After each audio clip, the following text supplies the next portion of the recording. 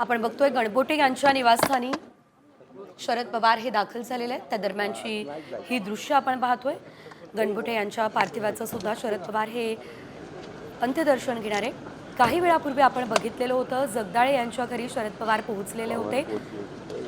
जगदाळे आणि गणबोटे कुटुंब एकत्र काश्मीरमध्ये फिरण्यासाठी पर्यटनासाठी गेलेलं होतं आणि आता जर आपण बघितलं तर दोन्ही पार्थिव हे पुण्यात आलेले आहेत। गणबोटे कुटुंबाचं सांत्वन करण्यासाठी आता शरद पवार हे पोहोचले असल्याचं आपल्याला बघायला मिळत आहे। जगदाळे यांची मुलगी आसावरी हिनं सांगितलं आहे की अगदी काही वेळापूर्वी जगदाळे यांना गोळी झाडली आणि लगेचच काकांना अर्थातच गणबोटे यांना सुद्धा गोळी झाडली।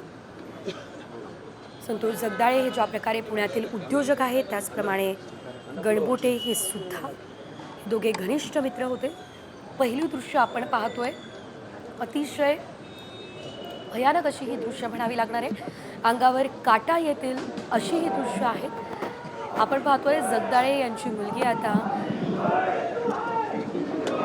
या अंत्ययात्रेमध्ये निघालेली आहे। जगदाळे यांची ही अंत्ययात्रा सध्या निघाली असल्याचं आपण पाहतोय।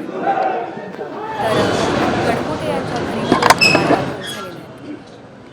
शरद पवार हे गणबोटे यांच्या पार्थिवाचं अंत्यदर्शन घेणार आहे। आसावरी या मनुष्यबळ विकास संसाधन या क्षेत्रामध्ये कार्यरत आहे।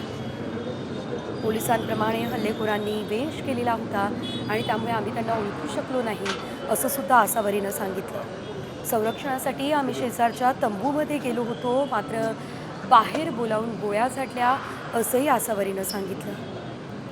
आम्हाला सुरुवातीला दहशतवादी आणि सुरक्षा रक्षकांमध्ये चकमक सुरू आहे असं वाटलं, मात्र तसं नाही तर पर्यटकांवर गोळ्या झाडल्या जात होत्या अशी सुद्धा माहिती प्रत्यक्षदर्शींनी दिली।